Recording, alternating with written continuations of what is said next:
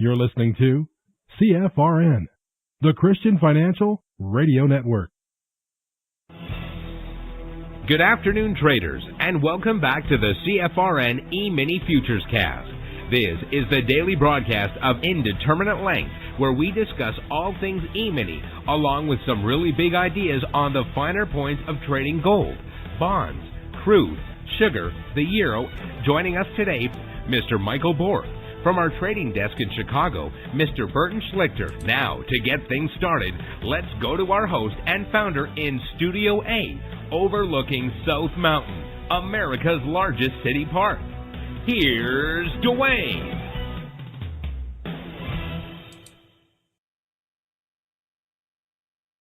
Good afternoon. Welcome back. Today is Thursday, 14th day of March, 2024. Thanks so much for joining us. Whoever you are, wherever you are, we're just glad to have you right here, right now. This is our second live broadcast of the day. We do two every trading day. Now, this broadcast is open to the public. Everybody, everywhere on planet Earth with an internet-connected device.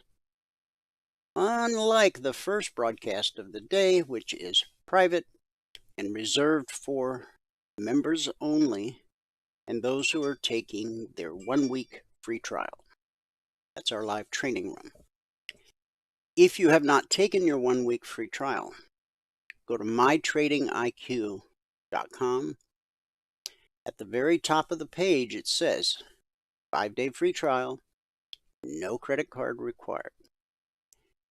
Click the link, fill out the registration form, take a minute, make sure you get it right. It's an automated process. Unless you fill it out properly, we won't get it and you won't get a free trial. So just take a minute, get it right. And then what will happen, same day in most cases, we will be in touch, get your desktop set up, get your indicators indicating, and then the following day, that's when your trial will actually begin. Now, you get 5 consecutive trading days, even if it stretches over a weekend. So don't worry about what day of the week or weekend or hour of the day that you sign up for the trial. No matter when you sign up, once we've got you all set up and ready to go, the following day your trial will start. And you will get your 5 consecutive days.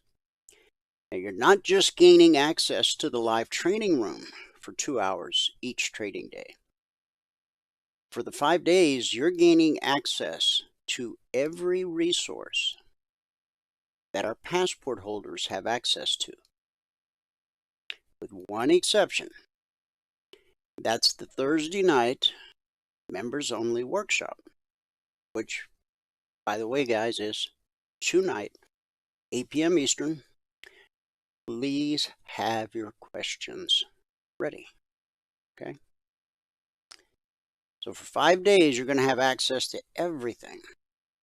The discussion group in Telegram, weekly trading zones, the logic alerts, the concierge trade alerts, the list goes on. Basically, we treat you like a passport holder for 5 days at our expense, so that you can make a well-informed and intelligent decision as to whether or not trading is even right for you without you having to spend a dime. That's a good deal. Now, each morning when the live training room ends, take a 30-minute break and come back for this broadcast, the afternoon broadcast. There's 2 different ways you can join this afternoon broadcast live. The best way, you only have to do this once. Go to mytradingiq.com, scroll down to where it says afternoon broadcast. Click the link, complete the 30-second registration form, and you're done. What will happen going forward, every trading day, about an hour before this broadcast starts, you'll get an email. In the email, there's a link. So at 12 noon Eastern, all you have to do is click the link in the email and it'll automatically log you into our platform. Benefit of that is you will have access to the question box so that you can ask questions and participate in the discussion. Of course, there'll be days you're out of the office, away from the desktop, but you still want to join live. You can. And there'll be days when you're busy, you can't join live, but you want to get caught up later. You can do that too. Talking about our YouTube channel. It's easy to remember, youtube.com/CFRN. You already have the youtube.com part memorized, so just all you have to remember is CFRN.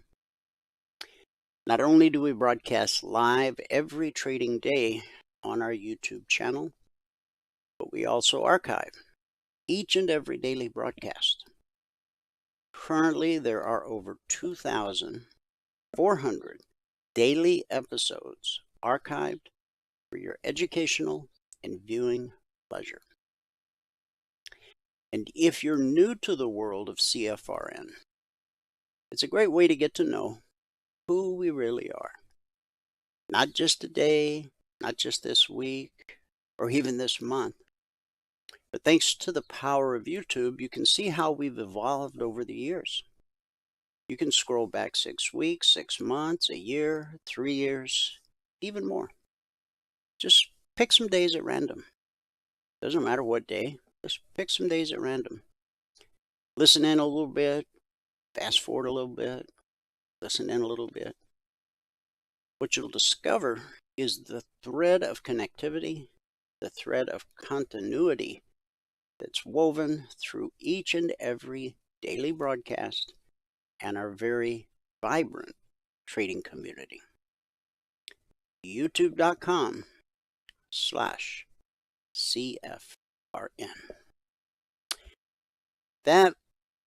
Let's get started with our daily devotional, word of prayer, and we'll go to the markets. We'll talk for a minute about TikTok. That's the big one in the news these days. And then about 12:45, 12:50, Michael will join us. He'll give us a recap of what happened in the live training room. Then we'll go live on the TradingView platform for 30 minutes. And then we'll wrap things up with our good word for the day. Now, our current devotional topic, and today is the last day. Giving it all away and getting it all back again. That's a cool trick. Except it's not a trick. It's how God works. You'll hear me say often, that's how markets work. Well, that's how God works. You understand how He works. Today's scripture, and we'll pick up with a new topic tomorrow. But we've been on this for the past 9 days now. Today's scripture is Deuteronomy 11, verses 18 through 21. And I'm going to share with you from the Message translation.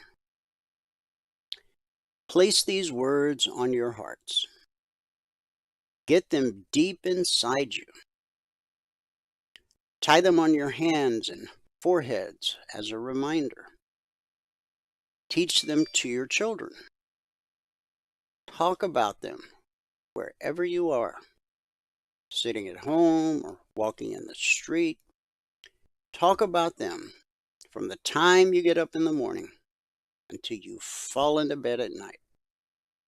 Inscribe them on the doorposts and gates of your cities so that you'll live a long time, and your children with you, on the soil that God promised to give your ancestors for as long as there is a sky over the earth.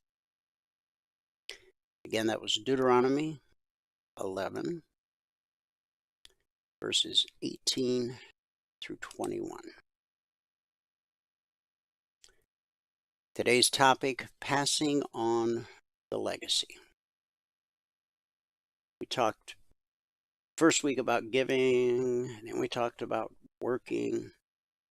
And as we wrap up this topic, passing on the legacy. Our job as wise stewards is to pass on wealth, all forms of it, to future generations. Passing on financial wealth is the easiest form of capital to pass on. Yet, in most cases, it should be the last form of capital to pass because of its inherent danger. I know that many who hear this will not consider themselves to be financially wealthy, which is fine. We are all stewards of the story that God has given us. It's a good story. There are elements of pain and great joy, but it is our story. It is a story of redemption and hope. Let me speak as a father, a grandfather even, to those who hear these words. Our call in this day and age is to preserve and to pass on our story, our legacy, to those coming after us. Our children, our grandchildren, our great-grandchildren, even those children we will never know or see. I think God intended all along that one generation would tell the next, and they in turn would tell the next. It is to be an ongoing story. So here's our clarion call. If we recover this idea, if we give our lives to the idea of passing wealth on to future generations, then we'll get it all back again in the form of future generations who still follow hard after Christ. Perhaps it is in such a time as this that God is calling men, women, and children to live this, to live for ideas bigger than themselves, and to invest in things bigger than themselves. And if we do, we will bring lasting change and hope to our world. Practical application. It is one thing to be inspired by a devotional study, but it's quite another to actually follow through. So what can you do to make your legacy a priority in your life? Now, I want to thank the author, David Green, who wrote the book, Giving It All Away and Getting It All Back Again. Now, Dave Green is also the CEO and founder of Hobby Lobby. I'm sure you can find it on Amazon. No, you know what? Amazon probably canceled him. You can go to mardell.com/David_Green. I'm sure if you just Google the name, Giving It All Away and Getting It All Back Again by David Green, Google will give you plenty of places that you can purchase the book and truly do an in-depth story on what we've been talking about for the past 9 days. Join me in a word of prayer. Heavenly Father, as we come before you today in prayer, your command in Deuteronomy 11 really speaks to our hearts, to impress your commandments on our own hearts and to teach them diligently to our children. Help us, Lord, to be faithful in passing on your truth to the next generation. Grant us, Lord, a deep love for your word, and may it dwell richly in our hearts and minds. May we meditate on your commandments day and night, finding delight and strength in your promises. Give us wisdom, Lord, to live according to your ways and to model your truth in all aspects of our lives. May our actions and words reflect your love, grace, and righteousness, drawing others to you. Help us to be diligent in teaching your truth to our children and to all those around us. May we learn to seize every opportunity to share your word and to testify of your faithfulness. Father, we pray that your word would be a lamp to our feet and a light to our path, guiding us in the way of righteousness. May we walk in obedience to your commandments, experiencing the blessings that come from living in alignment with your will. It's in Jesus' name we believe and pray. And everybody said, amen. Amen, and happy Thursday.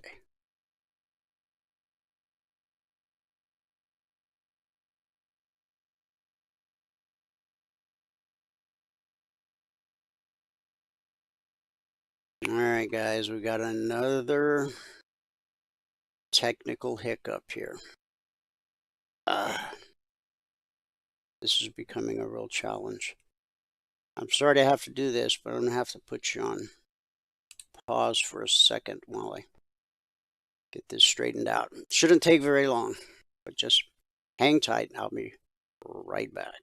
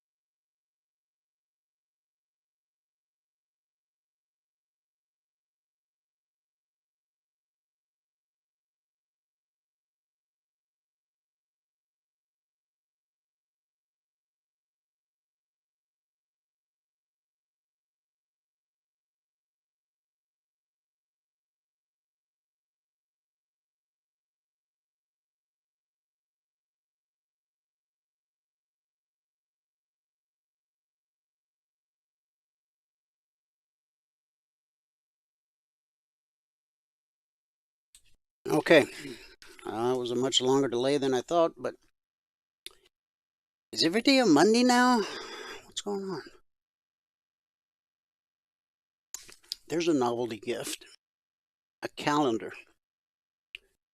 It's got the months, but every day, it's got January, February, March, but every day is Monday. You got the 1st, the 2nd, the 3rd, the 4th, but they're all Monday. It's kind of how it seems. Okay, rant over. Anyway, I'm glad I was able to fix it and come back. So we'll just see that as a blessing and move on. I was about to give you the numbers from around the world. I'm going to do that right now. Starting with the cash markets, or the indices as they're called. The Dow is down 65 points. The Nasdaq is down 49. S&P 500 is down 13. But here's the big one. Here's the writing on the wall. The Russell 2000 down 37 points. That's over 1.75%. It's the only mover and shaker in that bunch. In the commodity basket, crude oil up $1.34, trading 81.06 last. That's a gain of over 1.5%, almost 1.75%. Remember, we had the crude inventories yesterday, and that Ukrainian drone struck a Russian refinery. So crude prices may be heating up for a while here. Gold, on the other hand, is down $18.40, trading 21.6240 last. That's a drop of almost 1%. Silver's down 11 cents, trading 25.04 last. In the Asian markets at the close, Nikkei up 111, Shanghai down 5, Hang Seng down 120. And in the European markets at the close, FTSE down 40, DAX down 37, CAC up 19. The only mover and shaker in the entire universe, as far as the indices and cash markets go, is the Russell, and that's red. We talked yesterday about how we like days where the 4 major indices are the same color. It doesn't matter if they're all 4 green or all 4 red, because with futures you can trade long, short at the drop of the hat, if that's what the chart in front of you tells you to do. Unlike equities, where there can be some challenges with selling short, but futures, unfettered. You can be long, short, long again, all in the same hour. Again, if that's what the chart in front of you is instructing you to do. Well, we certainly have 4 red ones today. With futures, which trade around the clock, and we have traders around the globe, our day session is their night session, vice versa. It's amazing to me that more people aren't aware of all the benefits of futures, especially those that want to become traders but are still tied to a day job. Because by the time you get home from the day job, stock market's closed here in the U.S. Now, could you go through some fancy footwork and open up a foreign brokerage exchange? Well, if you got enough money for the attorneys and the accountants to do that, you probably don't even need to trade. But yeah, and that's what a lot of people don't understand. On Wall Street, stocks are traded from 9:30 a.m. Eastern to 4 p.m. Eastern. And then everybody thinks those stocks just go to sleep till the next morning at 9:30. Not true. You think people in Asia don't trade Apple stock?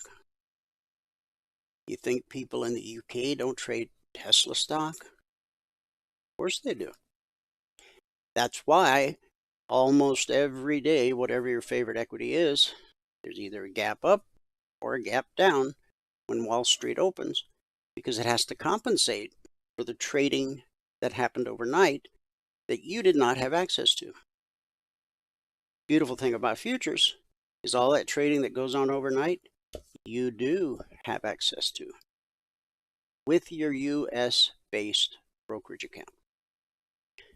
And that's kind of a big deal. Now, this news I wanted to share with you.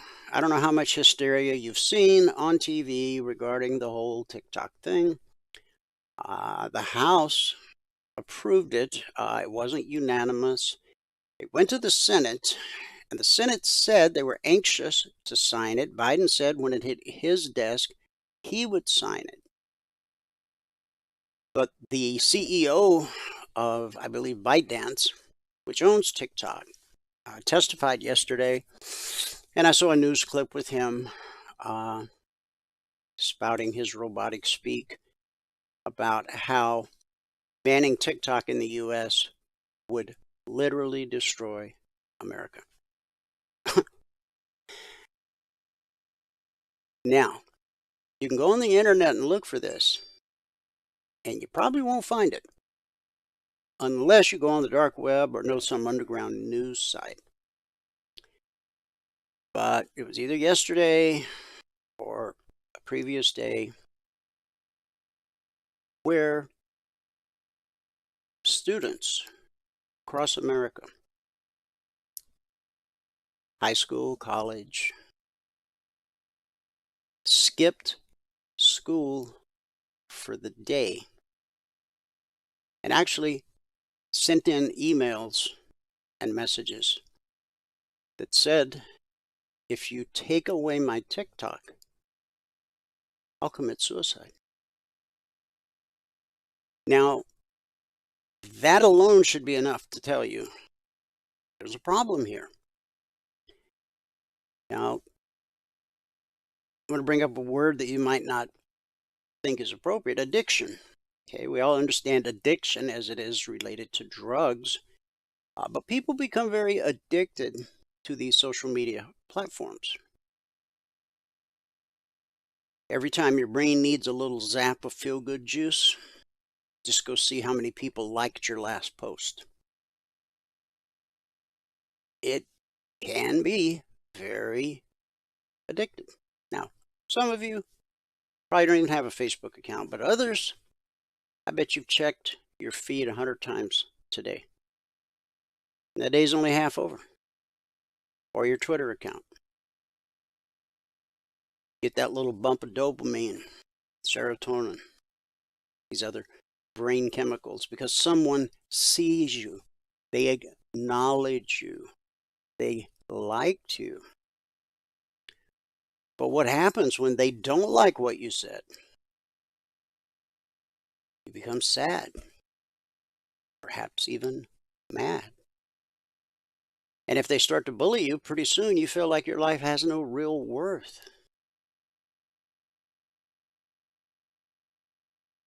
Now, that's aside from the whole part of we're being spied on. Let me just share this. This takes things in a different direction. Former Treasury Secretary Steve Mnuchin is putting together a group of investors seeking to purchase TikTok if the social media app's parent company, ByteDance, is forced to sell it off. Mnuchin made the announcement this morning on CNBC's Squawk Box. Now, this is insane. The brainiacs in China, the CCP, Chinese Communist Party, okay, if they're clever enough to create TikTok, are we to believe that they can't divest themselves of it to make America happy, sell it to Mnuchin and his investors, and not have a back door to still get in and get all the data? Come on. It's like a snake. You either got to cut the head off, or you're going to wake up one day and that snake's going to be in bed with you. Nugent said, I understand the technology. It's a great business, and I'm going to put together a group to buy TikTok. While Nugent wouldn't name who he's working with to potentially buy the platform, he did say that it involves a combination of different investors outside of big tech firms. I don't think this should be controlled by any of the big U.S. tech companies, he said, and I agree. I think there could be antitrust issues on that, and it should be something that is independent so that we have a real competitor. And users love it, so it shouldn't be shut down. Yesterday, the House voted overwhelmingly to force ByteDance to divest itself of TikTok. If the company doesn't sell the app stores like Apple's App Store and Google's Play Store would be required to stop hosting the platform or face fines as much as $5,000 per app per user. Of course, the Senate needs to sign off on this. They've said they would, and Biden has said if it gets to his desk, he'll sign it. Nugent, who chaired the Committee on Foreign Investments in the U.S. under former President Trump, said the data the apps collects and the fact that it's owned by a Chinese company are especially problematic. This shouldn't be controlled by the Chinese. It is an issue for this to be on everybody's phone, he said. When you have this app on everybody's phone, it has the ability to collect an awful lot of data. It should be owned by U.S. businesses. There's no way that the Chinese would ever let a U.S. company own something like this in China. Nugent's task won't be easy. During the interview, he admitted that the app would need to be rebuilt in the U.S. using U.S. technology. But TikTok's secret sauce is the algorithm that keeps users scrolling through while waiting for class to start or during their lunch breaks. That's where your back door is. Washington, as well as states and municipalities across the country, have been working to kill TikTok for years on fears that the data TikTok collects can be used to manipulate users or gather information about them that amounts to a national security threat and have a very serious effect on elections held here in the U.S. Now, I don't think it comes as any surprise to anyone that in the upcoming presidential election, who would China rather have as president? Their friend, Mr. Trump, who punished them severely, or President Biden, who has profited handsomely from them, personally. But so far, no government agency has managed to provide a succinct explanation as to what the threat entails. Free speech advocates, meanwhile, have come forward saying that killing TikTok would violate Americans' First Amendment rights. As a result, the legislation is all but guaranteed to face legal challenges if it doesn't get through the Senate and is signed by the president. That may have happened today already. I just searched for the latest news. And if you go searching for the news about all the students who skip school and threaten suicide if you take away their TikTok, the internet's been scrubbed clean of that story. You can find the link, a link.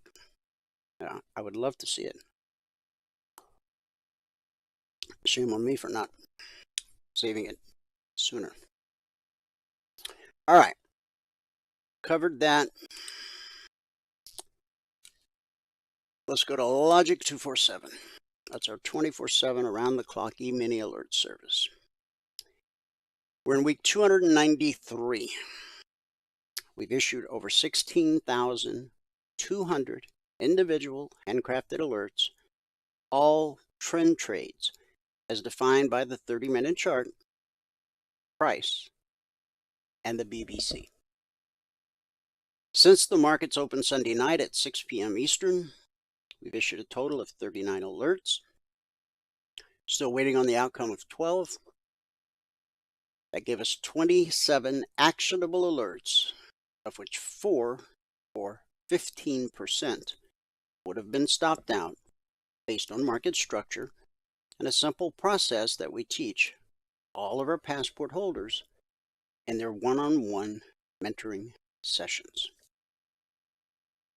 Over the last 293 weeks, we've averaged on a weekly basis 20% or less of the alerts being stopped out based on that market structure and simple process that we teach. Okay? Now, along with the logic alerts, we have the concierge trade alerts. Our goal is to help you become self-sufficient. If you want to trade for a living, honestly, that's never going to happen as long as you're waiting on somebody else to tell you when to get in and when to get out. You got to learn to read the chart.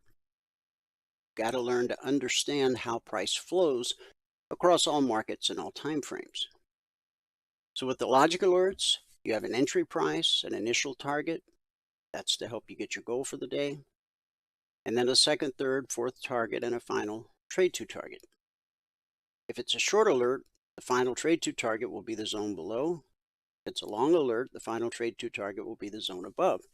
The other targets are determined by looking left for previous swing highs and swing lows, which become current resistance and support.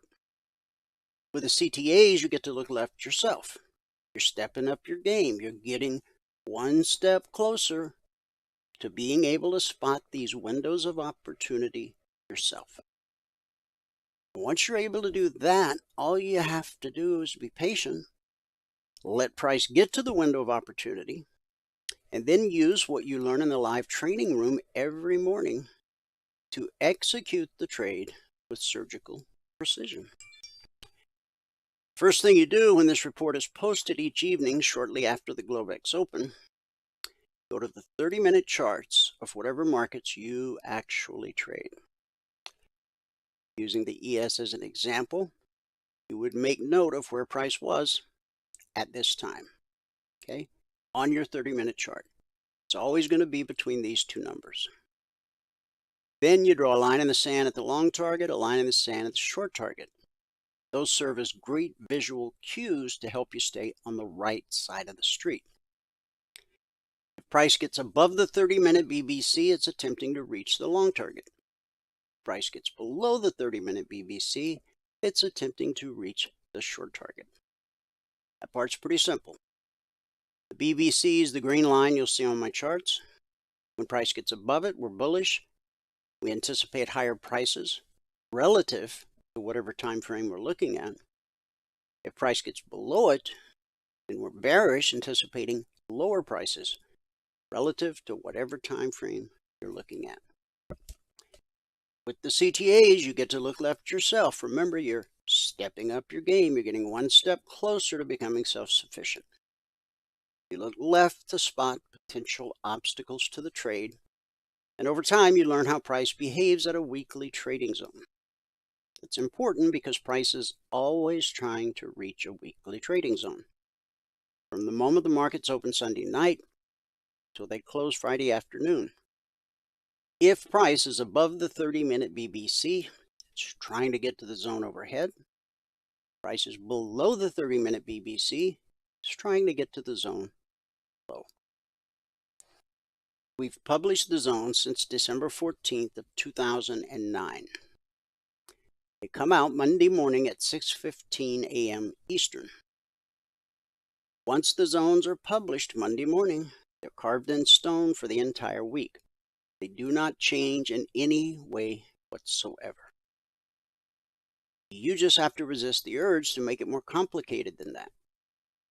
As long as you know which way the wind is blowing, it's pretty simple to reach your goal of the day. Now, let's go to the daily chart of the S&P. You might say, I don't trade the S&P and I don't trade a daily chart. Well, I do trade the S&P, but I don't trade the daily chart, but I go to the daily chart to get very important information. You see, institutional traders, the ones who actually move price because of their account size and the size they trade in, they look at daily, weekly, and monthly charts the way you and I look at 30-minute charts, 5-minute charts, tick charts, and range charts. So whatever you trade, if it's a different futures market, an individual stock, crypto, Forex, ETF, doesn't matter. If you'll learn to spend 2 minutes with the daily chart before you begin your trading session, you'll find that over time, your trading results will change for the better. When you look at the daily chart, you're literally looking over the shoulder of the institutional traders. Remember, they're looking at daily, weekly, and monthly charts. And do they have fibs and fib extensions on their screen? Yes, they do. Now, here's the all-time historic high put in last Friday at 52.57 and a quarter. Today, we put in a high at 52.53 half. So after last Friday's high, here's Monday where we found support at the 62% fib extension. Same thing happened on Tuesday. Yesterday ended up being a doji. Remember, it was a doji when we began the broadcast yesterday. And when the session closed yesterday afternoon, it was still a doji. That's a sign of indecision. Market looking for direction. Price has now made it below the step line in blue and climbing. So what's the logical thing to happen now? For price to make its way down to the 62% fib extension, which is also the low of March 12th. By looking at the daily chart before you begin your trading session, you're able to identify the major areas of resistance and support. On your range chart, even on your 30-minute chart, you won't know that the all-time historic high is right here and what price it's at, unless you scroll back, okay? On the daily chart, it becomes very obvious. All right, Michael has made it, so we'll pause here. But before the broadcast ends, we'll go through each one of these individual markets, take a look at the CTAs. But for now, Michael's going to give us a recap of what happened in the live training room. And then we'll go live on TradingView for 30 minutes. And then I'll be back. We'll complete this recap and wrap things up with our good word for the day. Okay. I'm not sure your chart was up when you were doing all that. There was a message from Don. But my chart was up. Okay. Don thinks I put a chart up as soon as I start the broadcast, but I don't. I don't bring up charts until I go to the charts. When you logged in just now, you saw my charts. Actually, I didn't, but that's okay. I thought you switched back. What did you see? I saw the screen that you normally have up when you started up. That's what was showing. But it's okay. You see my screen now, right? As soon as I heard you in the background, I closed my chart. That's what I figured. Everyone in the room, were you able to see my daily chart? Oh, no, Ken says no.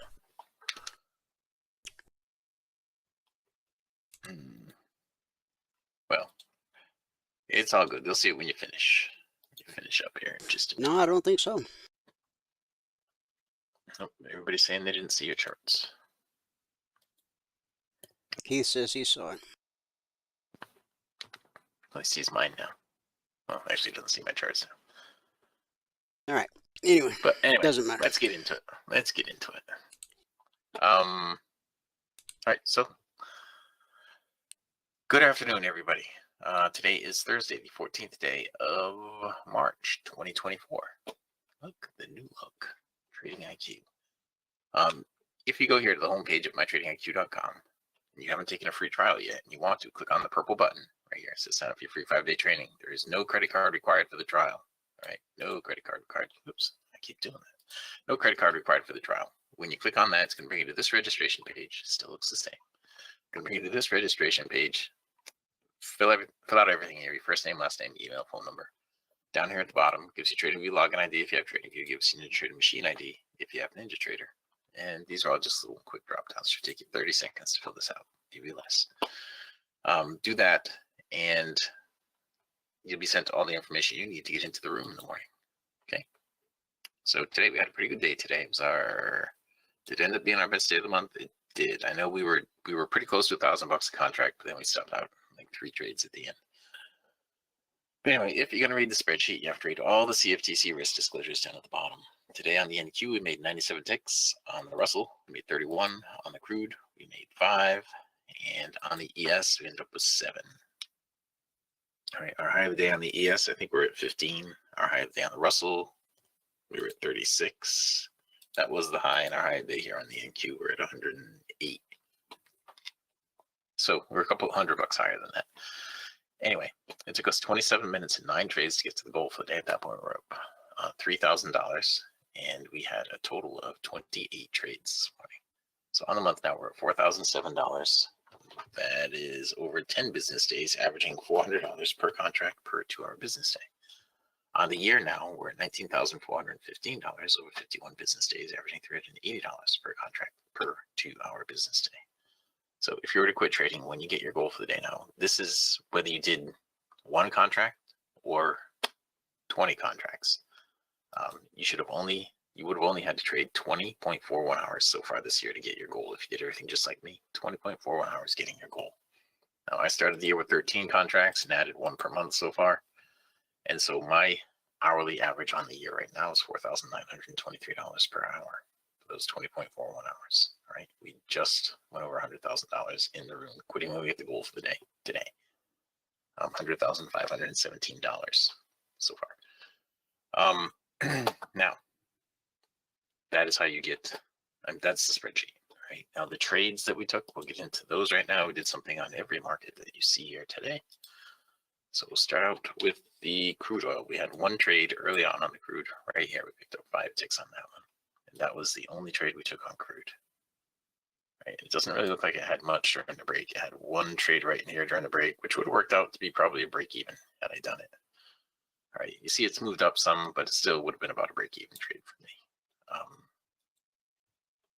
Now here on the Russell, we had we had a fair amount of trades here on the Russell, so let's go all the way back to the beginning of this, okay? All the way back here, way back here. We got 1 more pull, and then we'll be back at the beginning. Here we are. All right, so our first trade on the Russell was right in here. We picked up 6 ticks on that one. All right, and then the next trade we didn't have until, we didn't have for a while. It wasn't until all the way over here, just before 10 o'clock, we had 30 ticks on that one, picked up 30 ticks right there. And then right after that, we had a break even. So we're at 36 at that point. Then I think we stopped trading the Russell for a little while. Had some nice blue arrows in here. So it didn't work. That one over there would not have worked out very well. This one, perfect. Moving along, then we got to here where we stopped out. And that was kind of a weird stop out because I had a gravestone doji and everything going for it. I really thought that was going to work out for us, but it just stopped us right out. And that put us from 36 down to 26. Then we picked up 5 ticks right here to get us back to 31. And we had a break-even trade right there. And that was where we ended up with the morning session. There was 1 blue arrow there during the break. And that blue arrow would have worked out to something, probably about the 7-tick range bar. So it probably worked out about 8 or 10 ticks. If I had taken it, it'd have been a break even or just a couple of ticks probably. On the ES now, on the ES, let's drag this all the way back.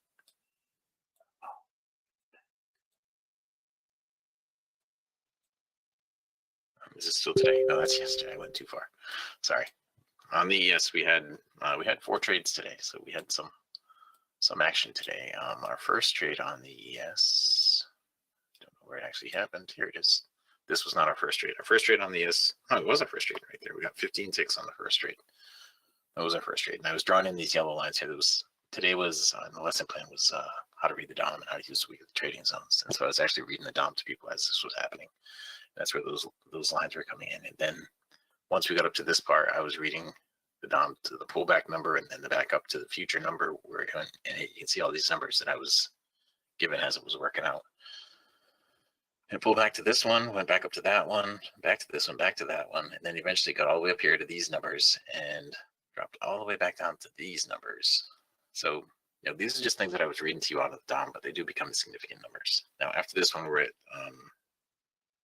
we were at 15 ticks after this one, and then we stopped out right here that put us back down to 5. Then we had one right here. They got us 2 ticks to put us up to 7. Oops, nice to move that. Got us up to 7. And that was it for the morning session. Now this right here, you have a blue arrow going right down into the weekly trading zone. So you wouldn't have taken that, but you could have taken this that went up to the prior swing high. That would have been a good trade to take right there. That was it on the ES this morning. Now it's 12:58, so I have about a minute to go over the NQ. And hopefully that'll be enough. I'm going to hit Alt and use the arrow thing. Okay. Wow, there's a lot of bars in here on this.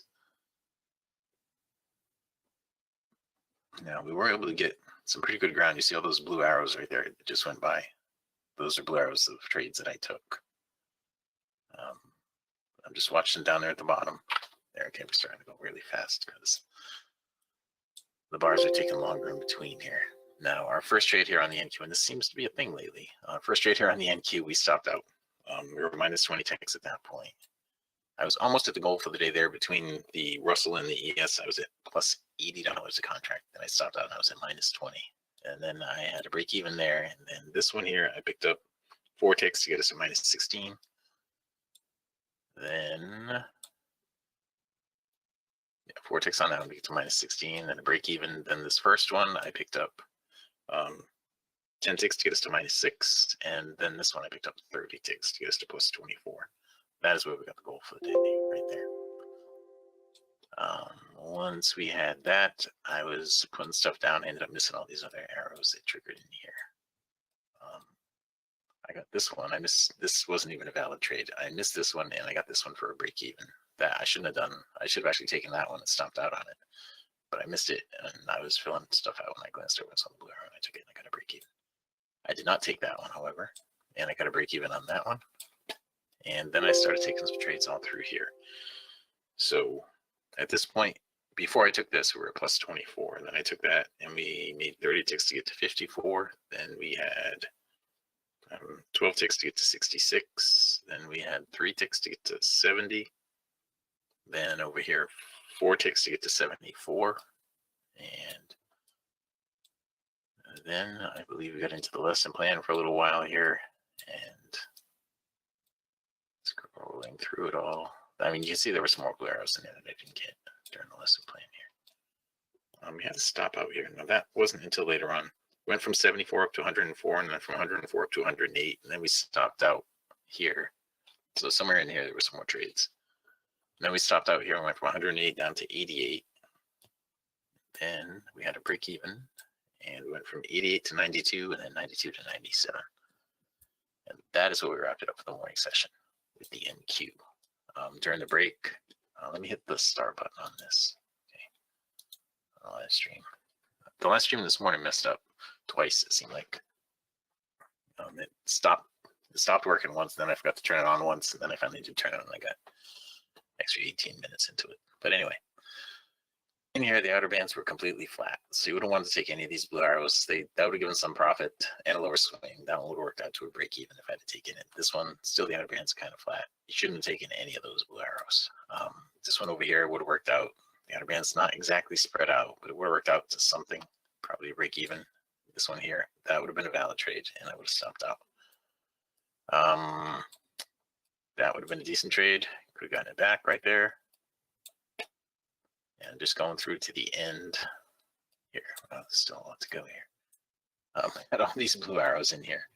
Now, once you get a blue arrow, anything after it does not matter until you get a lower swing. So we had that blue arrow there that would have given a break even, at least probably some profit. And nothing would have mattered after that until you get a lower swing over here.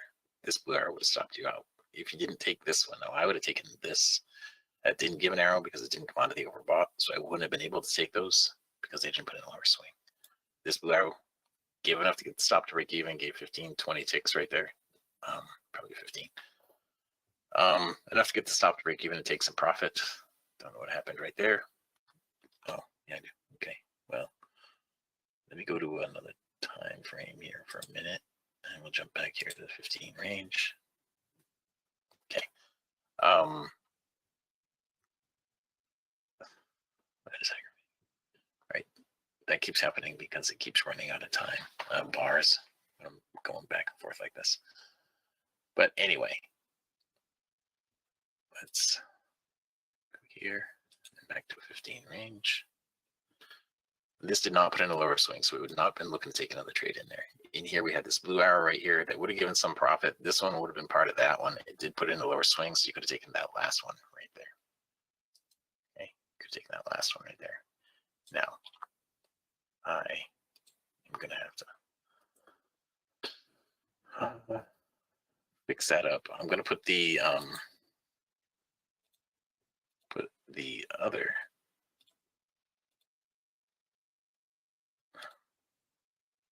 there. Okay, put everything back together here. So we have all the lines that we're used to seeing here with our context. Okay. And there.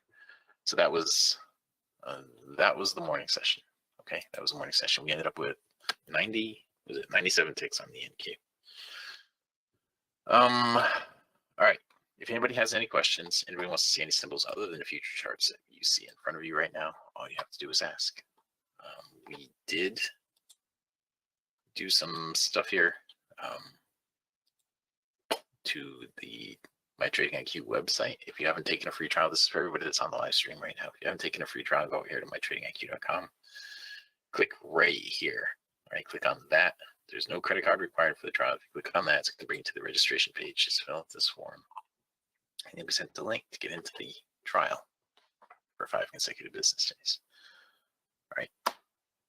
That is all you have to do to take the trial. Now,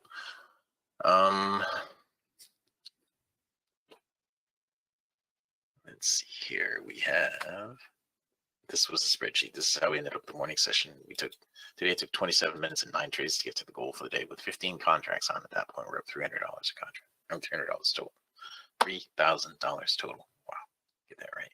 $3,000 total. We ended up with $777.50. That's a per contract number this morning. Right? But we had 15 contracts on. So it was a good morning for us. I'm going to minimize that and come back in here and see if we have any more trades. Over here on the crude, we're looking for that to pull back down and test the ribbon. Over here on the Russell, we're looking for that to pull back up. Same thing here with the ES, but you see the ES has a weekly trading zone right here. So I'd really rather that it go down a little further and then pull back. The NQ really doesn't have anything here right at the moment. Now, I wanted to come in here and see if we had anything going on here with Bitcoin today. The Bitcoin, I want to look at it on the daily. Okay, because our 1 day thing is what we've been working with. Oops, sorry. That is not Bitcoin on the daily. That is crude oil on the daily.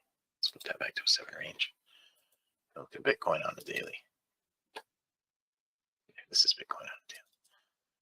Okay, so the high of the day today, let's compare it to yesterday. I didn't mean to click that. I meant to click this data window. The high of the day yesterday was $73,709.99, and the high of the day today, $73,835.57. So we're almost up to that number that I have up there. almost up there. Now that's, of course, that's not an exact number, but it's pretty close. But we should have our pullback here pretty soon in the Bitcoin. We should get a pullback down here pretty soon. I mean, that's just healthy markets doing that. This is all our stuff with TradingView on a 30-minute chart. And this morning, I was telling everybody this morning when it looked like it was going to sell off, when it was up here. It looked like it was going to sell off. And since then, it's done pretty much everything that we thought it was going to do. When it failed to go any higher, when it reached up to the MA1 and failed to go any higher. Now in here, you see how the black step line, this is on the NQ, the black step line crossed inside the MA1 right there. So it's due for a pullback up to the MA1. You may see that at some point today. I was thinking it was going to go down and touch the day low. And it looks like the ES is going down with it. The Russell, you see how the black step line crossed inside the MA1 there on the Russell too. That is indicative of a move back up to the BBC, right? So the NQ and the Russell have both done that. Actually, they all have. So they're all due for a pullback up to the BBC, but I don't think it's going to happen today. That's all the 30-minute perspective. Over here on the crude, I think I said everything that I thought was going to happen with all that stuff today. And if we look in here, let's get rid of that. In here, I'm just coming over here to look at the Mr. again. We finished with the Alta. Now, Alta was one of the things that was one of the earnings that came out yesterday.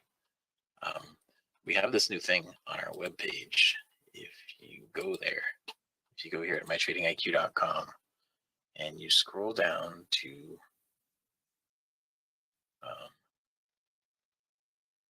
right here, scroll down to right here and see earnings this week. Now, Alta was one of them. And so if you go down and you find, now I was looking for things that, I don't know where Alta is, but it was one of them. But I was looking for things that have, pretty decent dollar amount. And then you take it from here. Here it is right here, Alta. Okay, you take it from here. It's rated a buy right now, technical rating of a buy. You take it from here, and then you go here to TV trades, and you just put in the symbol. Alta on a 5-minute chart. Look at the signal I gave yesterday. Right here on the 5-minute chart. Great signal yesterday. And you can do that with anything that you choose out of there. If we go back here and we'll look at the web page again for a minute. And when all this is the TV trades, it's all available to you on TradingView. Okay. So we go back here and we'll get this SMAR right here. That's a strong sell. Let's look at the ones that are buy rated rather than look at JBL. Let's go see what came up with JBL. Okay, we just put that in on a 5-minute. JBL. Okay, and when it populates, this is the signal. Well, these are the signals that it gave. Right, this was yesterday. Yesterday it gave a signal right here, 147.82, and the first target was up here at 14. I got to do a replay on this to see what the target was on that. Okay. The first target was 148.815, and so you can see it got through all those targets. 149.81 was the next target. I don't know if it actually got up to that, but if we go to the end, see 149.81, it did hit that. 149.71 was a bit high. But you can see you can just go take anything off of that list from our website and apply it to the chart, and you can see that stuff over here on the website. The earnings this week. These are earnings for this week. So you can go over here and get all the things and see what the recommendation is and just apply that to the TV trades, right? TV trades is part of, it's free right now for people who sign on to be Passport right now. It's free for people who sign on to use that. That's another feature that you're allowed to get for free for right now. Okay, let's minimize this and come back in here. Now we don't have any trades. This came out of the weekly trading zone right there. We need to put in a lower swing over here, and let's go back to just 4 of these. Back to just 4 of those. All right, if anybody's watching online and you have any questions about anything, all you have to do is type it in. If you want to see any symbols, anything other than what we're looking at, just type in a symbol. I'll be happy to look at it with you. All right, over here on the Russell right now, we need to put in a lower swing. We haven't quite done it yet. It was a nice green arrow trade right there.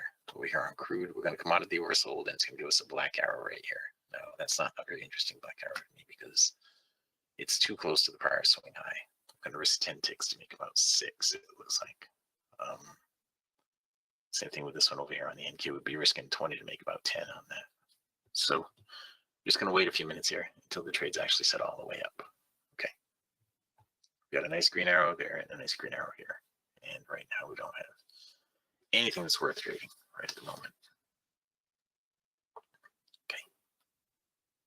Anybody has any questions? All you have to do is type. Let me see if this has come back to life yet. Yes, it has. Okay. When it looks too far back, it runs out of data. There's a fix for that. It's actually in there. It's commented out. I just got uncommented. The NQ has a trade right here. The NQ had the green arrow trade right there. Let me move all this stuff around. All this stuff around. So the green arrow trade floats from up there. Now, if I had my order waiting, I'd have been in here at 36.50 or roughly there, 36 probably, and it ran all the way down to 32. So it's a little late to get into it now for me. I didn't have that ready, but if you had your order waiting there, which you could have done, because these are range bars, you would have sold 4 points from the top of the bar. You would have had your order waiting at 36.75. 36.75 is where you would have had your order waiting, and it ran 4 points from there. 4 points exactly from there, 16 ticks. All right, so now that's got a green arrow. You can't take another one in that direction until you put in a lower swing. Over here, we need this to put in a lower swing as well. So those of you guys that are watching that are passport holders, there was something that I wanted to point out in here. Let's go out here again for a second. Okay, this was something Joy and I were talking about yesterday, or chatting back and forth yesterday about. If you go here to the website, and we'll talk about this in a partners meeting a little bit tonight probably. If you go here to the website and you see that these things have earnings coming out this week, and you see that they have all these buy ratings, like you have Ulta, JBL, and OLK. Ulta, JBL, and OLK. In here, you can go to each symbol like this. This is the JBL. You can go to this right here and do add alert on TV trades. And yeah, you can do it on a 5-minute if you want to. But all you have to do is go in here and do, this is what, JBL 5 min, and hit create. Okay. And then, I guess I could have done it as I was creating it, but go over here to the alert thing, and when it shows up here in a second, here it is. Inside there, you can have it notify you. Like for me right now, it's going to show a pop-up and it's going to play a sound, but you could have it send you an email, or you could have it send you an SMS to your phone. And I mean, you don't even have to be sitting at your computer for this to happen, right? I'm going to save this right now, and then I'm going to change this to the Ulta, right? ULTA. I'll change this to Ulta. And I'll click on this one. And the same thing, 5-minute. Now I'm going to do the same alert. This time I'll do add alert. And down here, I'll do Ulta 5-minute. Ulta ULTA 5-minute. All right. And it's an open-ended alert. So I'll go in here to notifications. Now, by default, it's just got the SMS set on right now.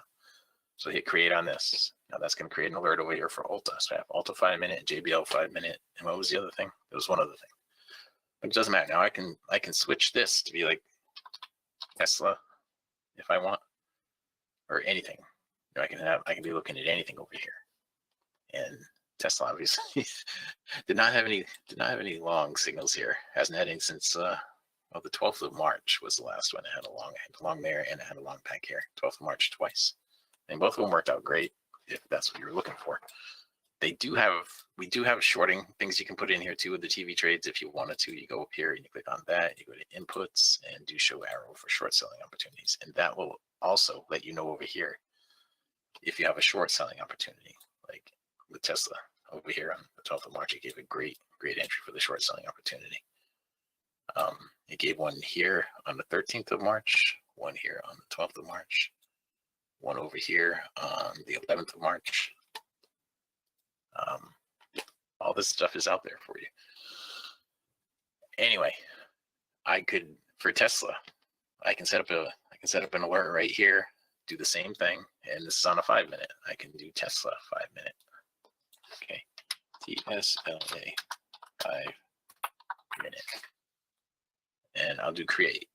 Now, this because I have longs and shorts on, it's going to show me a signal anywhere. And if I hit create on this, and I go in here and I actually do a pop-up on this, this is going to be interesting if it does actually trigger, if any of these do actually trigger in here.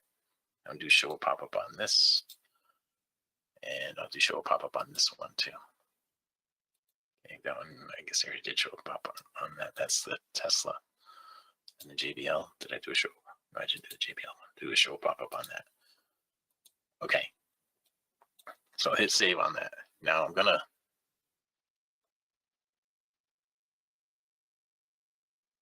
you mean have one thing over here that does multiple symbols all at once? No, you got to do multiple symbols with one notification.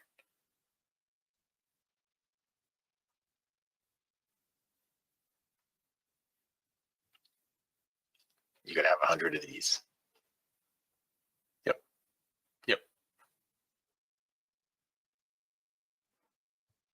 Nope, it doesn't work like that. It works off of the chart itself.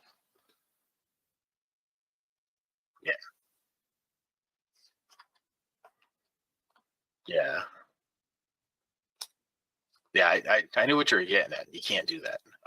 But what you can do is have one account that creates 100 of these and sends it to one number, and then that one number can filter it out after that. You see what I mean? So it would be another step, in between. Well, we can talk about it later. But what I wanted to show you here, what I want to show everybody here, is that you don't have to be looking at this now. See, I can go back here and not even be looking at those charts. I'm not paying any attention to them. Those alerts are there. And when one pops, it's going to pop up a thing here on this chart. And you don't have to be looking at it. You don't have to be paying attention to it. It's actually going to trigger something on our phones, probably doing too. Now that I set it up that way. But 81.34 right here would be looking for an up close at 81.42 is what we'd be buying on the crude oil right there right now. Sorry, I just transitioned totally from that back to this. All right, we have 10 minutes left in here. On the NQ, we want to pull back up and test the ribbon.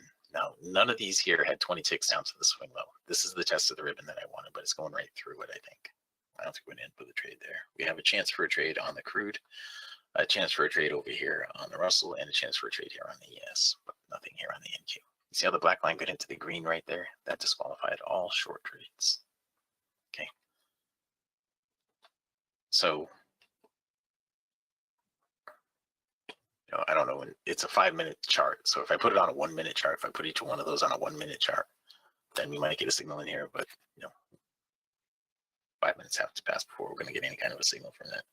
But I'll just leave it on, and it'll be on all day doing. So any signals that pop up on those symbols the rest of the day on a 5 minute chart, you'll get a notification. And it won't just be a notification. It won't just be a notification when there's an actual trade. It'll be a notification on the bar before the trade too, most of the time, to let you know that there's a trade coming. So they're on a 5 minute chart. So in this case, most of the time you're going to get a notification on the bar before. So you get 5 minutes notice that there's a trade coming on the next 5 minute bar, on the close of the next 5 minute bar. That's the way that it works. All right, the crude just gave an up close. Here, the crude's got a long trade. So that's what we're looking at. Right over here, we need 4 ticks in profit to bump that stop to break even, and we didn't get quite 4 yet. I don't think it's got to get up here to 48.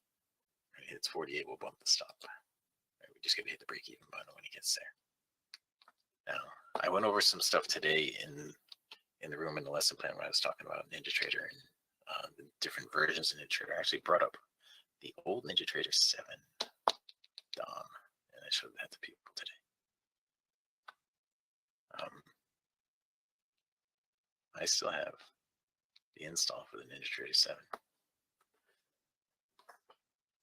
I don't know how it works with the NinjaTrader 8 stuff, but those are you guys who long for that NinjaTrader 7 Dom.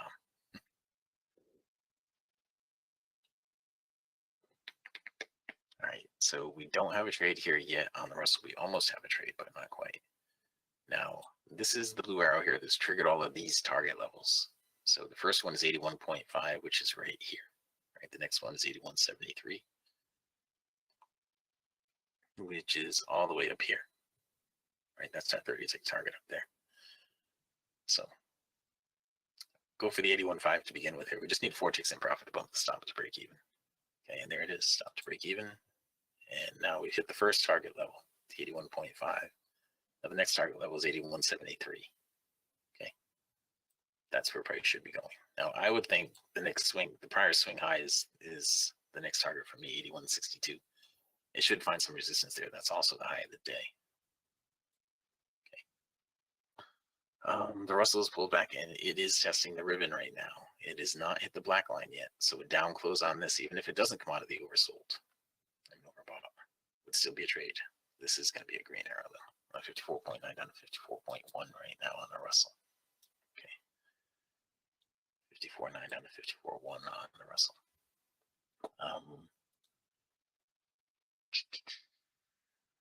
We ended up with a break even over here on the crude. And now the Russell is turning into possibly not a trade. Okay.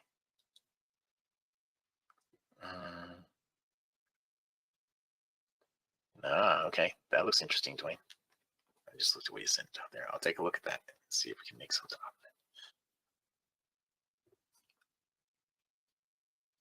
of it. I'll take a look at that and see if we can make something out of that. All right, because you know the alerts come from the charts. They come from the charts. So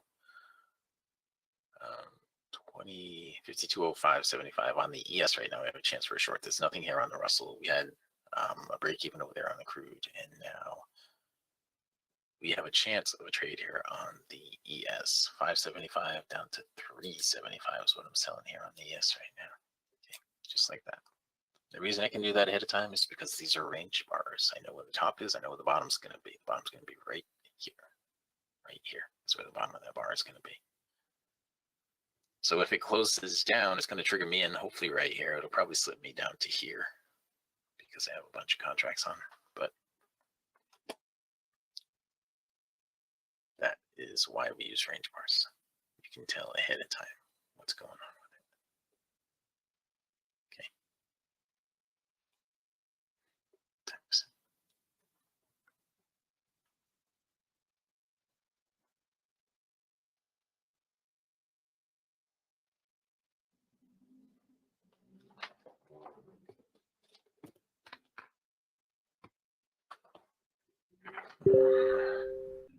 So we have a high here, still at 575. So the low is still going to be right here at 4.0.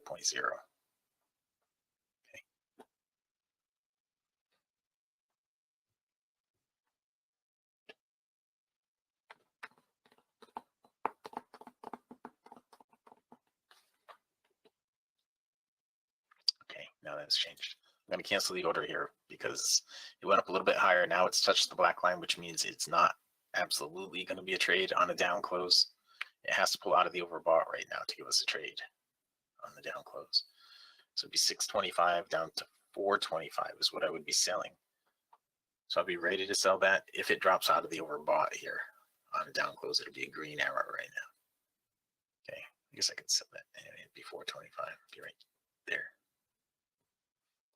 If it drops out of the, if it gives us a down close and it does not come out of the overbought, it's not a valid trade. But if it does, it's going to be a green arrow and it will be a valid trade. All right, and there it is. Okay, so it did work out. It slipped me only 1 tick, so it's all right. It is a valid trade. It is a green arrow valid trade. And it did come out of the overbought, so that's all good. Now that should go down to right there at a minimum, right? 52.02. That's from today's lesson plan. That's only 8 ticks, but that's a minimum that it should do. The pullback number is right there again from today's lesson plan, 6 1/4. So that's quite a pullback that it could do, but the chart's suggesting it's going to go down. And the leg length is actually suggesting it's going to go down to a new low of the day. All right, and that was from yesterday's lesson plan. This is our leg length right here. Okay, so that's what it's suggesting. How far did we make it up over here on the crude? Okay, so it kind of stalled out at the first target, 81.5, stalled out right there. Now, we don't have a blue arrow short here on the NQ. So we got to get 4 ticks in profit on the NQ, the ES. We got to get 4 ticks in profit to bump the stop to break even. Okay, we need 1 more tick to bump that stop to break even. It's going to hit right here. And we hit that stop at break even. I missed what was going on with the NQ over there. I think it's too late to get into it now because it's already gone 8 ticks into profit. I think 42.50 up to 45.75. Yeah, it is. All right, so we're waiting on the ES to get 4 ticks in profit, and we'll bump that stop to break even. Okay. I don't see anything coming in there. Did anybody ask any questions out in the stream? No, nobody asked any questions out there in the stream. All right, so again, if you are watching in the live stream and you want to take a free trial with us, you have to go to mytradingiq.com. Go here to mytradingiq.com, and right here on the home page, slide this over. Right here on the home page, just click on this purple button right here. There's no credit card required for the trial. There it is. We're 4 ticks in profit on the ES now. Stop to break even. I don't even need to see the charts now. I can just manage it from here. And we're going to lock in a couple of ticks on this. Now, I know the swing low is down here, but this number right there is where it's trying to get down to right now, reading the DOM. I don't need to see the charts anymore. I can just read it straight from the DOM. This was part of today's lesson plan. And you see the DOM is giving us more to go with. So I'm going to move it down some more. All right, so click on this, and I'm going to lock in some more in this. Sorry. The DOM keeps pushing down. It's going to keep going down. It's going to hit the low of the day right here, I think. So I have 6 ticks locked in on this right now, and I think it's probably going to do it in a quick burst here. I have a feeling. But what we are looking at, I'm going to lock in 8 on this now. Okay. And I have a 30-tick target way down here, but I put that on every trade. When you click on that purple button, it's going to bring you to this registration page right here. Just fill out this form down at the bottom. Give us your TradingView login ID, plus 10 on that. Gives you TradingView login ID. Now this is going down even further right here. All right, it just gave me all of that. Right? So I just got out there. Now the DOM was giving us all that information, and that was part of today's lesson plan. It's how to read the DOM, right? If you don't know how to read the DOM, you should take the free trial, and this is how you do it. You go here to mytradingiq.com, click on the purple button. There's no credit card required for the trial. You click on that purple button. It's going to bring you to this registration page. Just fill it out. Down here at the bottom, gives you TradingView login ID. Join webinar. Well, it's going to say join because this one's going to close. All I have to do is click on that, and you get all you need to get into the room in the morning. Now, for those of you guys that are listening to only half of the conversation, every day, this actually moved up in the page, Dwayne. Dwayne's on the other side of this conversation with me every day. To get into that one, you just go here to mytradingiq.com, and right here it says noon session, 12 Eastern time. Dwayne starts it up at noon, and then I come on at 12:45 to do a recap of what I've done in the morning. And then this live stream that we're doing right now with you, the one side that you're on actually has 2 sides that begin at noon. That begins at noon. You can log into that. That is absolutely free. There's no indicators that come with that or anything. It's absolutely free though. Just click there and you'll be sent a link to get into that every day. All right. All right, that is it. That's all I got. I can pass it back out to Fabulous Phoenix, Arizona in Studio A. But look, it's getting down here to the swing low. What did I say about the leg length? That was yesterday's lesson plan. If you want to get into all that, get into the lesson plans, sign up for the free trial. It really is free. Wayne, with that, I can pass it back out to Fabulous Phoenix, Arizona in Studio A, overlooking South Mountain, America's largest city park. All right. This time, we'll try it with charts. And there they are. Yes, I certainly. All right, recap of the morning session. This morning it took What does it say? It took 27 minutes and 9 trades to get to $3,000 this morning. Good job. Thank you. All right, guys, this is the daily chart we were talking about earlier when you could not see the chart. And this is the all-time historic high put in last Friday, 52.57 1/4. Now, the last 2 times we put in a new all-time historic high was on a Friday. Tomorrow is Friday. That has not escaped me. Today we made it up to 53.5 versus the high, which is at 57.25. Yesterday was a doji. Okay. Now, not every doji marks a turning point, but at many turning points, you'll find a doji. It represents indecision, the market looking for direction. Now, when this high was put in, I started talking last Friday about the potential for a head and shoulders pattern. This being the head, this being the left shoulder. This is a really weird and awkward right shoulder. So the trend line or the neckline would be way down here, just above the 50% fib extension. So I'm not going to concern myself too much with that. The important thing is that we failed to put in now we took out yesterday's high, but we failed to take out the all-time historic high from last Friday. We had a little green when the session opened, and then we dropped, okay? And where are we headed? Now that we're below the step line and blue and climbing, both of which potential support, we're headed for the 62% fib extension, which served as good support back on, this is Thursday, Wednesday, Tuesday, and Monday. 62% fib extension served as good support. A logical place for price to go now would be back to the 62 if it gets through the 62. The low of March 11th lines right up with the daily BBC. Price always reverts to the mean. In our case, the mean is green. We call it the BBC. When price gets below it, we're bearish. We anticipate lower prices. But since November 2nd, when we traded through the BBC, we've been bullish, expecting higher prices. As you can see, we've had a number of pullbacks to the BBC along the way, and pullback holds more often than not. So as I said earlier, institutional traders look at daily, weekly, and monthly charts, the way you and I look at 30-minute charts, 5-minute charts, tick charts, and range charts. It all has to do with account size. And because of their account size, they trade in size that literally moves price.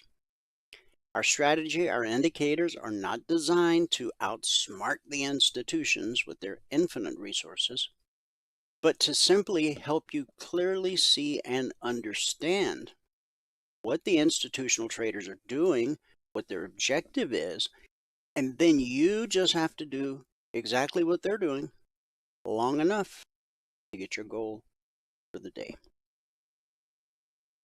Trading's not easy, but it can be that simple.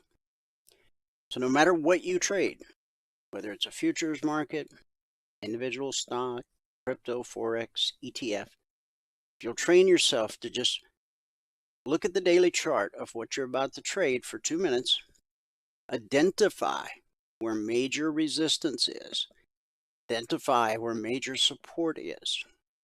Over time, you'll see your trading results change for the better.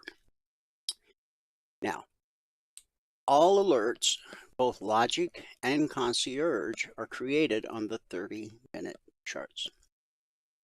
The vertical line you see here separates today, Thursday, from Wednesday. Here's Tuesday. When price rallies up to a weekly zone, we expect resistance till proven otherwise. When price drops to a weekly zone, we expect support till proven otherwise. Yesterday was quite the odd day. As you can see, we consolidated along this weekly trading zone till the final hour of the day, hour and a half.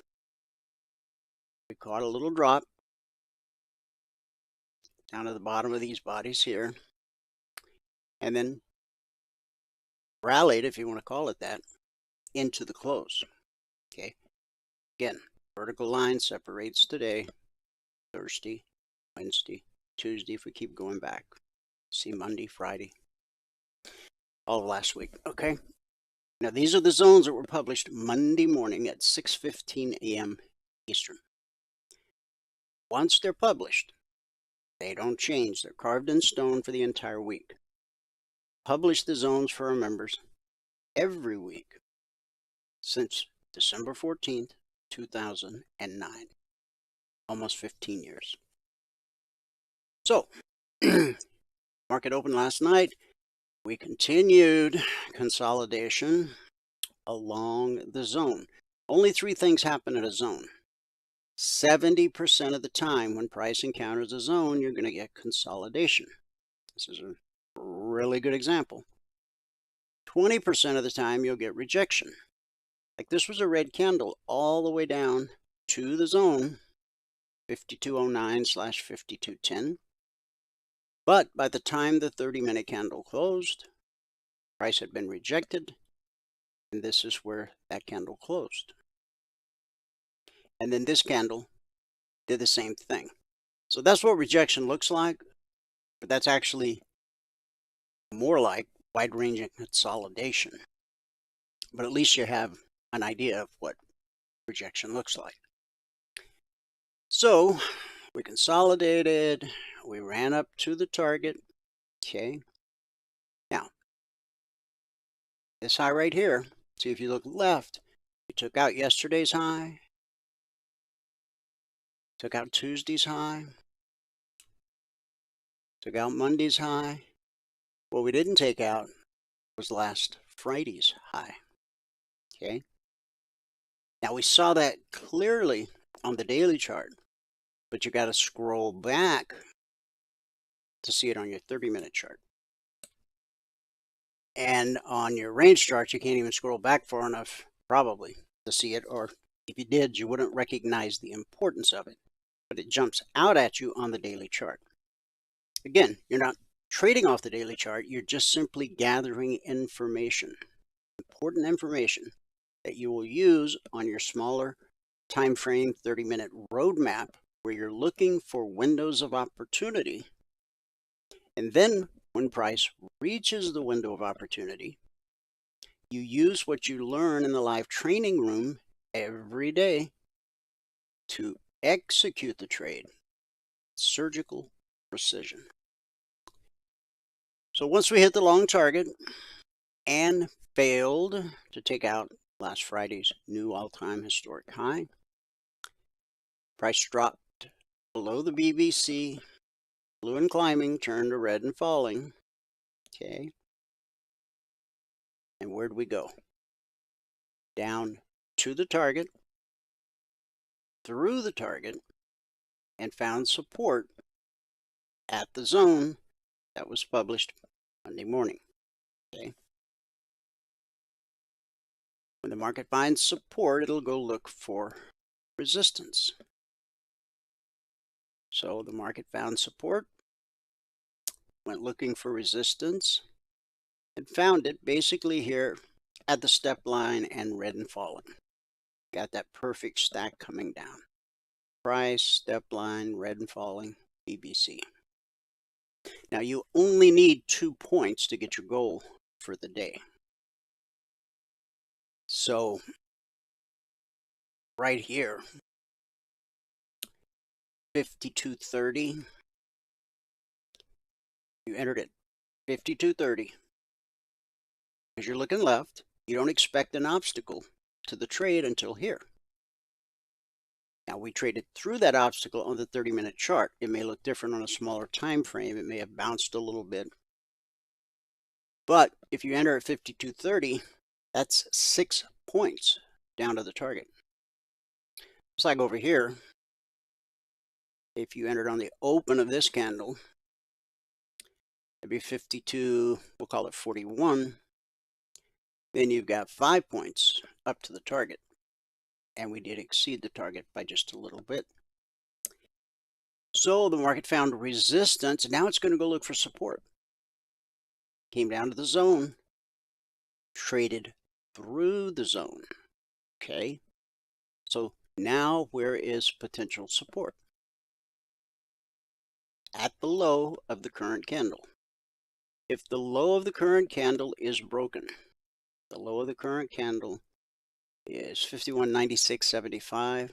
Let's call it 51.96. You want to go down to at least 51.94. Okay, and from 51.94, you trade down to 51.84. That's a 10-point window of opportunity. And if price can take out that low and that low, then you've got potential support here. And if you scrunch it up and see that once this swing low is taken out, you do have a swing low right here. It's potential support. And then down to the zone. The zone is 5167/5168.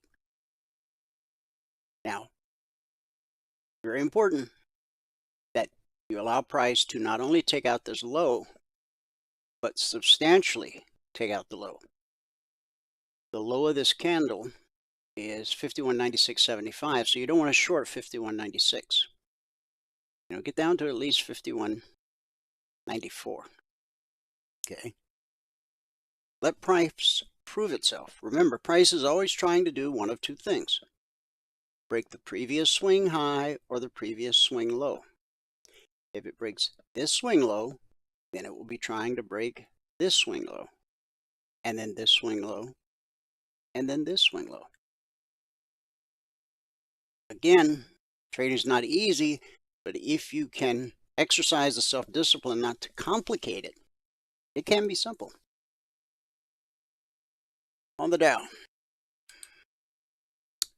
here's where we opened last night, consolidated along the BBC, and then lift off. See that perfect stack? Price, step line, blue and climbing, BBC. Now, this 30-minute candle, the high was 39.616. The zone is 605/610. So did this 30-minute candle slice through the zone like it wasn't even there? Yeah, not very dramatically, but it did. When that happens, what will typically happen is when that slice runs out of steam, which is evidenced by the wick at the top of the candle, price will retrace to the zone it sliced through and then continue in the direction of the slice, which is exactly what it did. Hit the target, and then the step line crossed from the left side to the right side of blue and climbing. That's your first indication that price is going to head back to the BBC. Remember, price always reverts to the mean, whether it's pulling from above or from below.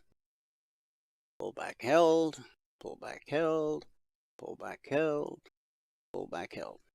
Okay? And then yesterday, wide-ranging consolidation at the zone, resistance. And then when we dropped yesterday afternoon, support. Then we rallied into the close, had the flat open, ran to the target, had a little retracement. See, remember, price is always trying to do one of two things: take out the previous swing high or the previous swing low. Previous swing high is right here. It managed to take it out, but only by a little bit. And that's where you have to be very, very careful. Only by a little bit is not good enough, okay? Price truly has to prove itself. No sooner did it take out this previous swing high, it collapsed. The step line is already crossed. You know price is going to try to pull back to the BBC. So the question is is the pullback going to hold or not? So even though the pullback holds, more often than not, eventually we know it's going to trade through. That keeps the markets fluid and tradable. It got to the zone, caught a bounce, red and falling was right overhead. So down we go to the target, through the target, and even through the zone. So we have another slice. It ran out of steam right here. Then what did it do? It retraced to the zone it sliced through, then continued in the direction of the slice. And where did it find support?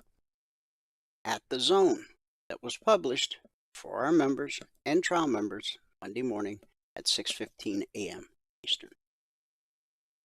Once you understand how price behaves at the weekly zones, they will become one of the most important tools in your trading toolbox.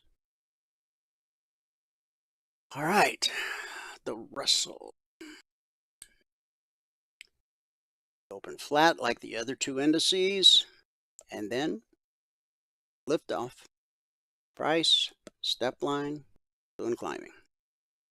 Right up to the target to the tick. Okay? Then the step line crosses. So just like on the Dow, we were just looking at, exact same scenario. Okay? Come down to the target, catch a little bounce, come back through the target and through the zone. Okay?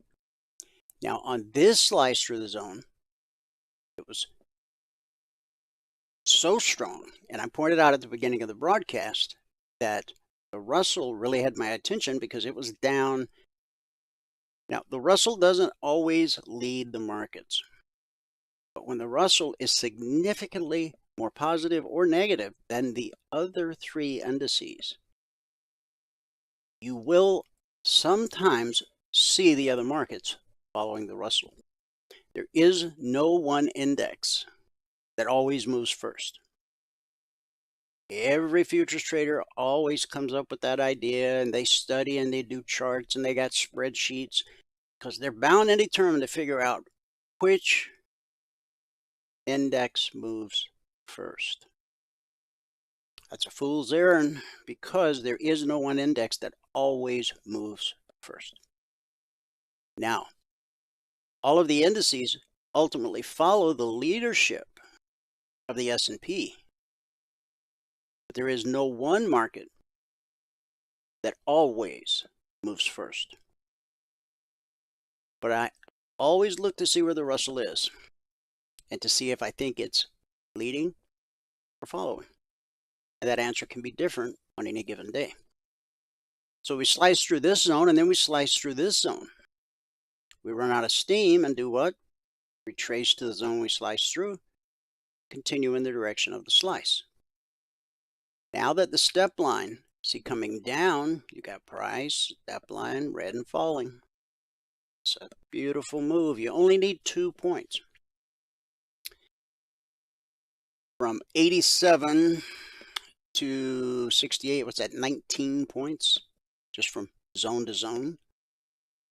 I mean, up here, you know, had you gotten in at 2094, you'd have caught 3 points. You only need 2 points to get your goal for the day and have the discipline to put the mouse away. Now the step line is crossed. So what do we expect? What's the next logical thing to happen? For price to try to make its way back to the BBC. Price always reverts to the mean. And the pullback holds more often than it doesn't. Okay, even when it spikes it like this. It spiked it and came down to the zone at 87, 88, and it held and sent us up to the long target. Remember, this was yesterday, this is today. Markets open at 6 p.m. Eastern. Today's the Thursday session, and it will be the Thursday session for futures until 5 p.m. Eastern. Then the markets will go quiet for 1 hour. And then tonight at 6 p.m. Eastern, the markets will reopen. That's the beginning of the Friday session. Okay.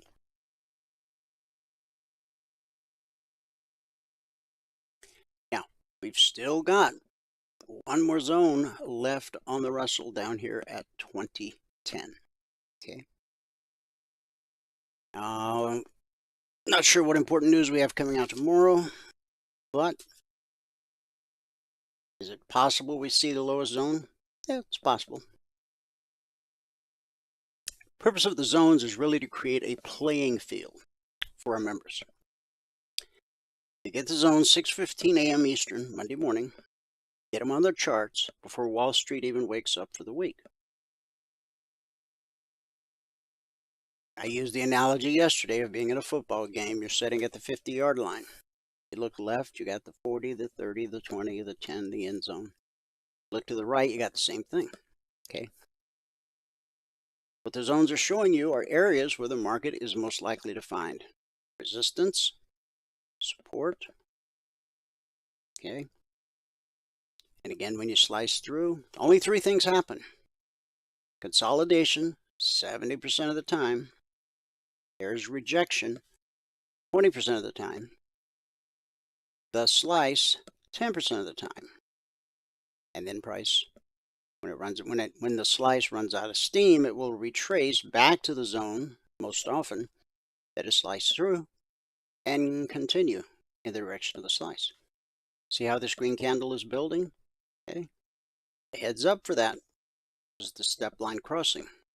So if you had been short this entire move down, if you're going for more than just your goal for the day, if you had been short all the way down, the second that step line crossed would have been the time to cut bait, book your profits, and go do life. In Q, here's the open. Price is trapped between support, blue and climbing, resistance, the BVC. Price finally gets above the BVC along with blue and climbing, and it takes us up to the zone. Is that enough to get your goal for the day? Yeah, only takes 5 points. So if you got in at 18,395, that would have been your goal for the day. We overshot the zone a little bit. Okay. This wasn't really a slice because this candle opened right at the zone, right where the market found resistance yesterday.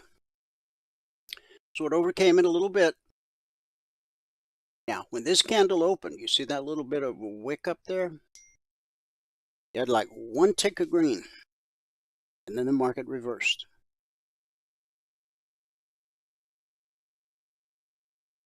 Okay?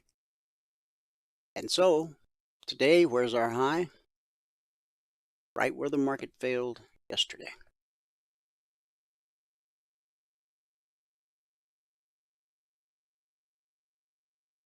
Price being unable to break through that area yesterday or today. Step line crosses, blue and climbing turns to red and falling. Price gets below. We get a leg. We get a retracement to the BVC and the zone. See how it reached all the way up to just, it's like obsessive impulsive behavior. See it there. See it there. Down we go. Okay. Now, this low is this low. This low here was off the 9:30 open. Okay. This is the only period of the day that I'm not willing to trade or put out alerts.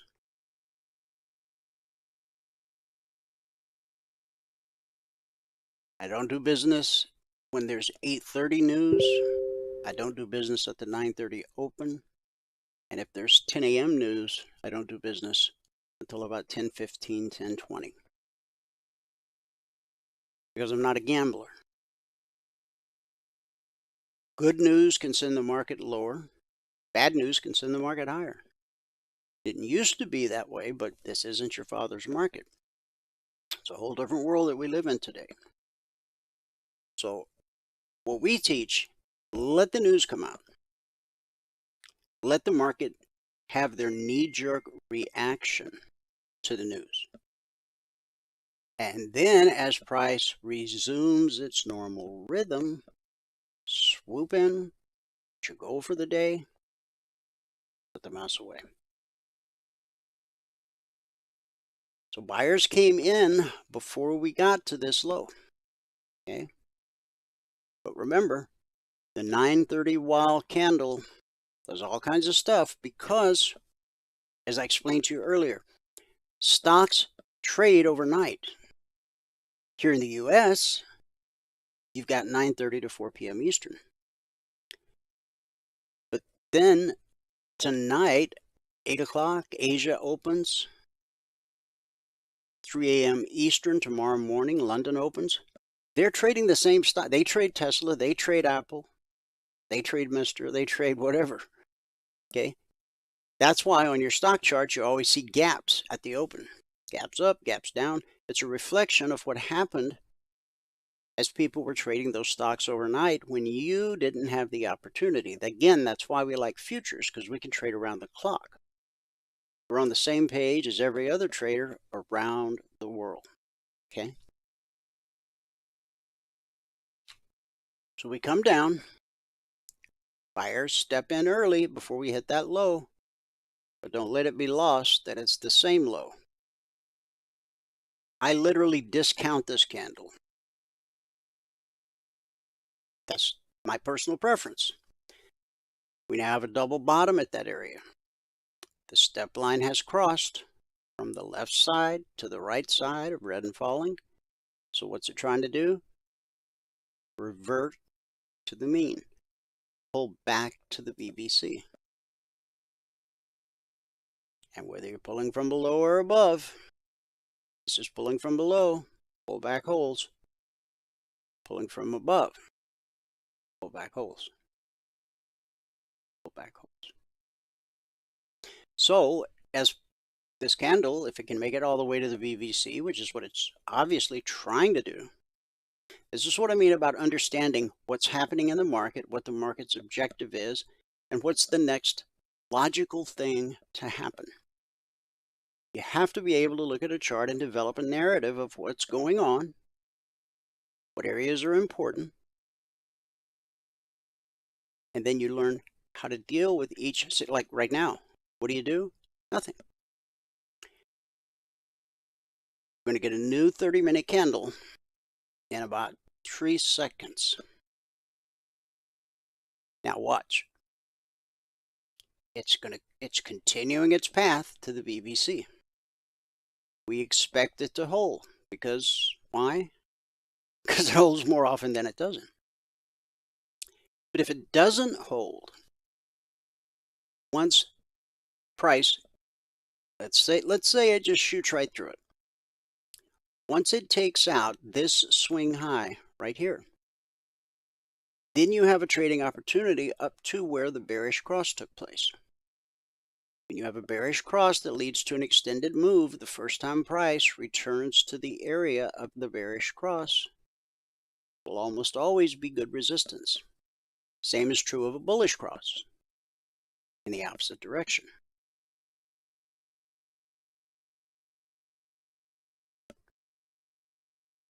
Bullish cross right here led to an extended move. First time price revisited that area. What happened? Good support. See it right there? Bounced. Came down again into the area of the bullish cross. Bounced again. Did it a third time. It's really important to understand that. So, if the pullback holds, we'll eventually have another trading opportunity or window of opportunity to the downside. If price trades through the BBC, then we'll have a window of opportunity up to the bearish cross.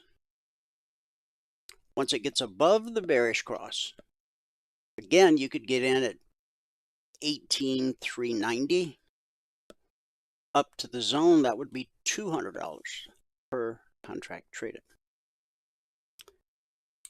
Crude oil. Now, we talked yesterday, about crude oil inventories, the drone strike from Ukraine that hit a Russian refinery, and that we fully expected higher crude prices, and here they are. Now, we're not fundamental traders. We're technical traders. But you're dealing with a physical object, okay? Crude oil. Kind of like gold, kind of like silver. E-minis, options, that's a concept. Even stocks. You may have a bunch of stocks in your portfolio, but do you have the certificate? If you don't hold it, you don't really own it. But that's a story for another day. So we opened last night, got above the zone, ran right to the target, pulled back to the zone, ran to the target again. You only need 10 ticks. So 79.80, 79.90, goal for the day, goal for the day, goal for the day. And now we've been on a rampage. Leg, retrace, leg, retrace, leg, retrace, leg, retrace. And 81.70 is not the highest weekly zone. Still plenty of room for it to run on the upside tomorrow, based upon whatever news we have tomorrow and how much of a high impact event there is. Okay. All right. Goal. Here's where we opened. Resistance overhead, support below. Red and falling, there's a bearish cross right there. First price gets below the BBC. Red and falling gets below the BBC. And it takes us down to this low from yesterday, right there. Always looking left to see where the next potential support is. And there it is to the tick. Support will always send the market looking for resistance. Pullback holds more often than not. That resistance sends the market looking for support. Okay. Over here. We catch a bounce all the way to the BBC. This candle opens green, runs up. Resistance at the BBC sends us all the way to the target. This is gold. You only need 1 point. Okay. When the price of crude moves by $1, that's worth $100 per contract traded. When crude moves $1, that's $1,000 per contract traded. Silver moves $1, that's $5,000 contract traded. So we pull up, make it all the way to the target, make it through the target, and now this was a big red candle all the way down. Why the heck did it stop there? Look left. Bullish cross. So support off the bullish cross sends us looking for resistance, which we find at red and falling. Resistance is now going to send us looking for support, which we find at the zone that was published Monday morning. So we consolidate along the zone, and we get, see how the step line crosses right here? What do we get? Pull back to the BBC. Pull back holds more often than not, gave us a red candle. 2167 down to 2166. Here's your goal for the day right there. So many opportunities to get your goal for the day. On the way to the target and the zone. And we still have one more zone below this week for gold. Silver, what a wild ride. Here's where we opened last night. Did run up to and through the target. The step line had already crossed. We retraced back to the BBC, and this time we traded through it to the zone, pretty much to the tick. So resistance sends the market looking for support. Support sends the market looking for resistance, which it found at the target. And that resistance sent it looking for support, which it found at the zone. And we've just been consolidating sideways now for a few hours. In mind, these are 30-minute candles. Last on the euro, we opened here with resistance overhead, support below. Red and falling took us through the BBC. First price gets below, then we get the bearish cross, and then price takes us right to the zone where we consolidate, reach down, touch the short target, continue consolidating, and then reach down again to the short target. And then right here, 8:30 news. Avoid the news. Just, saying that for your own benefit. It's your trading business. Do whatever you want to do. Why did price stop falling on this candle? Well, again, all you got to do is look left. Okay. And now look where we are. But the step line just crossed. We were on the way to the next zone. The step line crossed. So over the next few hours, you should see price climb back to the BBC, which we expect to be resistance until proven otherwise. And here we are on the daily one last time. We did not put in a new all-time historic high, 57.25. Today, 53.5. Oh, 3 3/4 points difference. So we're off the high of the day, we're off the low of the day. Now coming down, blue and climbing in the step line were potential support. But on the way back up, they become potential resistance.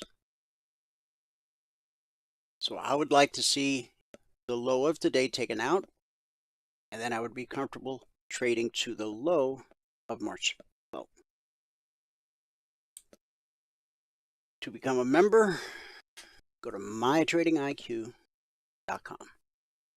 If you have questions, call 949-42-EMINI, or you can send a text message to 949-423-6464.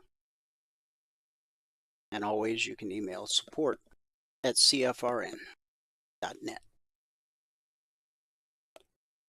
Finding someone to teach you how to trade is the only smart thing to do.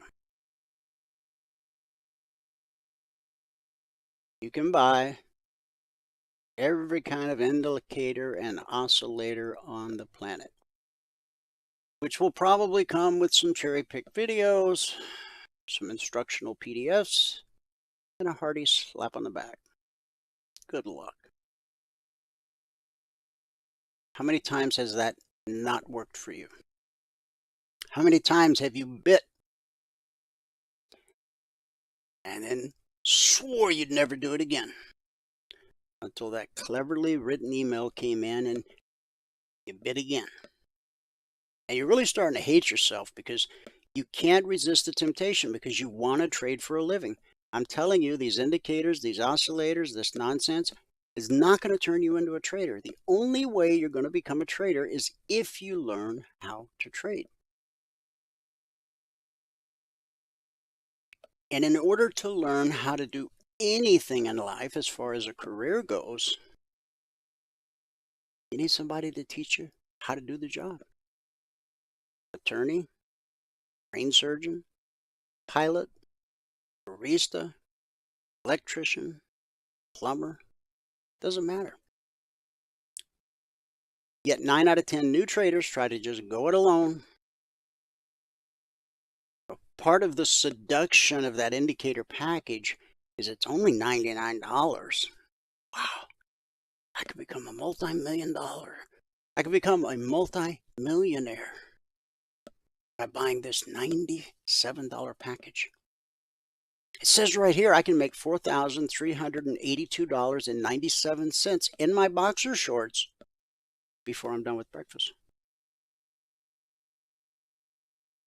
Really? Now, don't beat yourself up because we all fell for it in the beginning. But you got to reach a point where you stop falling for it, okay?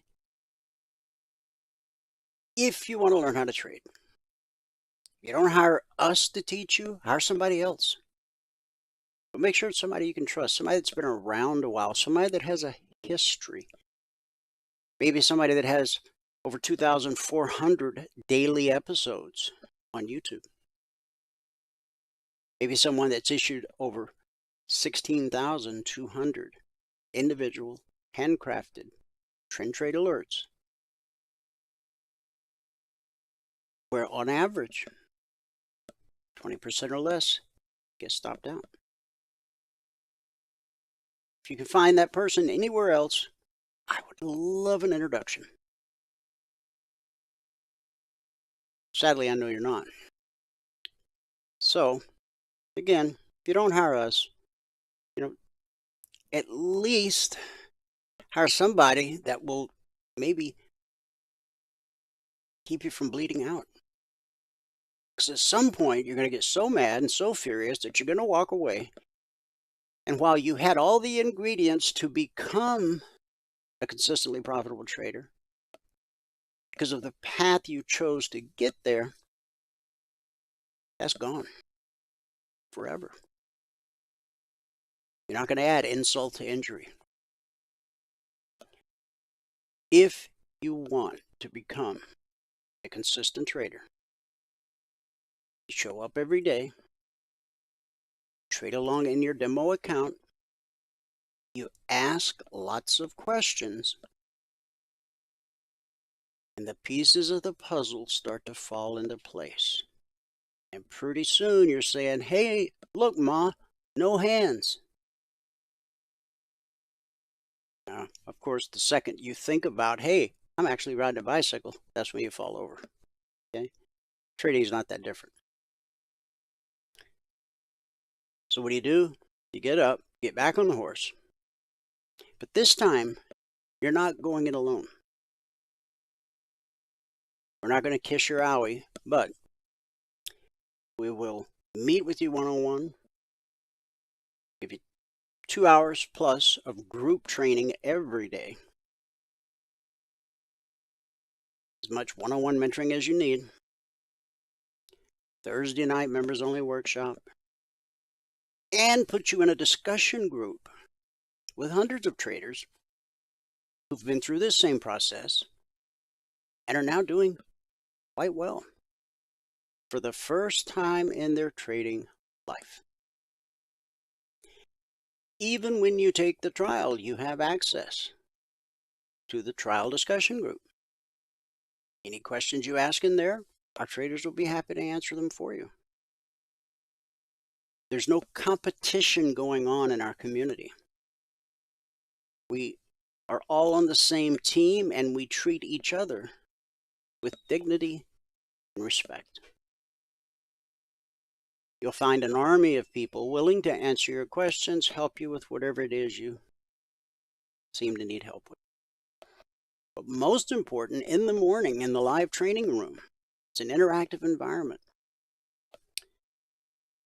Live markets, real time, trades being put on, taken off.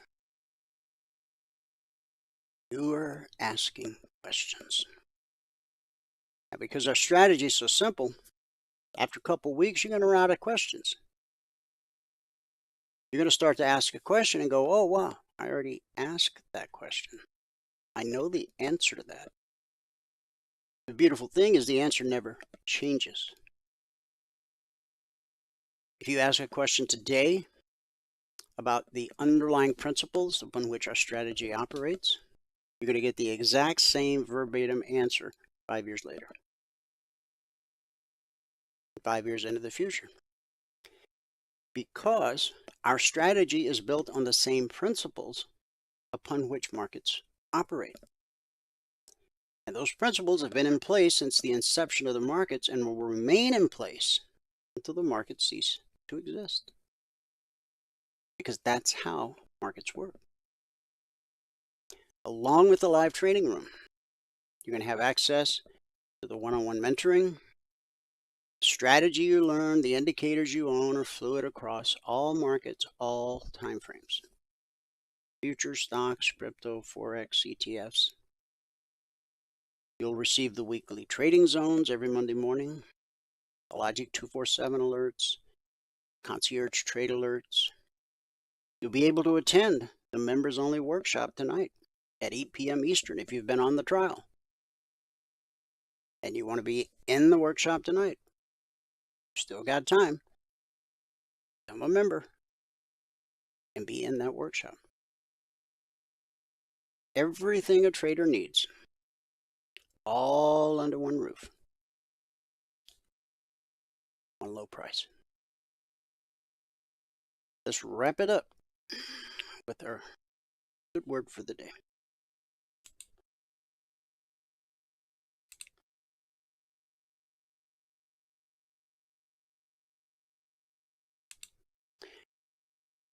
Praying God's promises. I'm sure you've heard that idea before, but it's really true.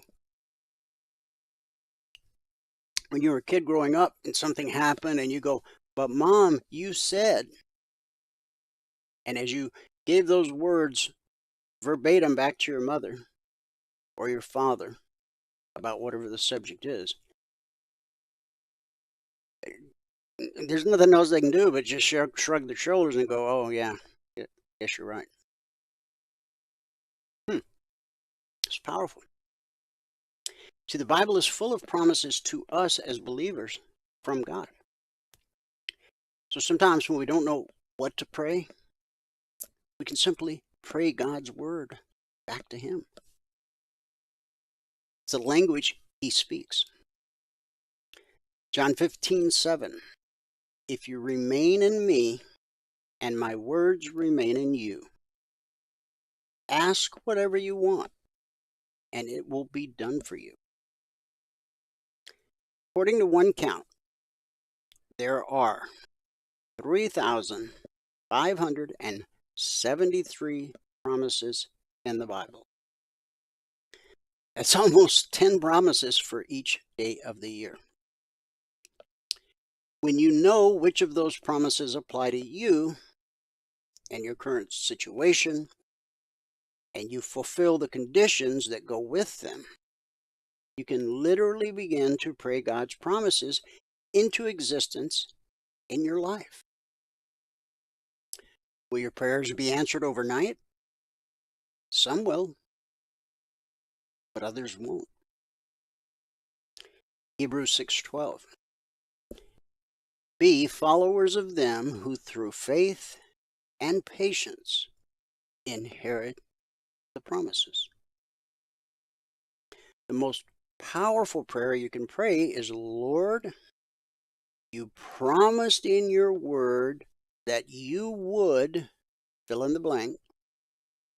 And today I am praying and believing you for it. Here's how to pray. Number one, maybe you need guidance and direction. I will instruct you and teach you in the way you should go. I will guide you with my eye. Psalm 32:8. Number two, when you need deliverance from a bad situation or to be set free from a bad habit, Psalm 50:15 says, Call upon me in the day of trouble. I will deliver you, and you shall glorify me. 3. When you need the strength to just keep standing. Isaiah 41:10. Fear not, for I am with you. Be not dismayed, for I am your God. I will strengthen you. Yes, I will help you. I will uphold you with my righteous right hand. And number 4, when you don't have enough to meet your needs. Pray Philippians 4:19. My God shall supply all of my needs according to his riches in glory by Christ Jesus. And 2 Peter 1:4.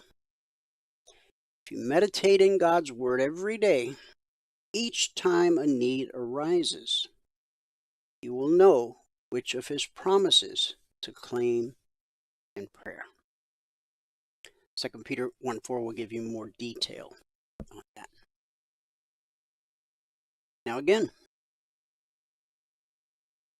not every prayer is going to be instantaneously answered. In fact, there's a popular country song, been around for a while. One of God's greatest blessings is unanswered prayers. You see, God has the ability to see over the hill and around the corner. You and I don't. We could easily, unwittingly, fall into the trap of praying for something that would ultimately destroy us. We have to trust that God knows what's best.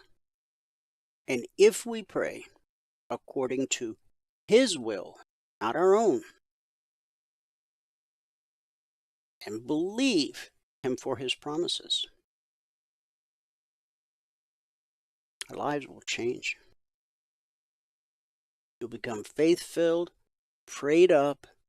You'll be touching the world with the gospel. You may not travel to foreign countries. You may never stand in a pulpit and preach a sermon.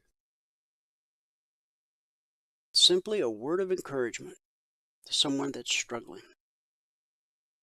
Maybe someone who doesn't know God, who doesn't understand what Jesus did for each and every one of us.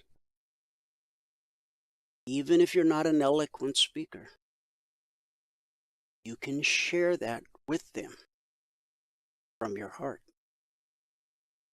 And when you share anything with someone from your heart,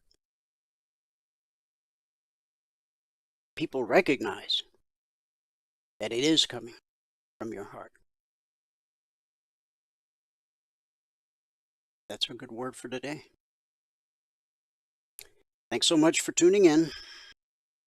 Whoever you are, wherever you are, may God continue to richly bless you with his mercy and with his grace. And I'll see you at the bell.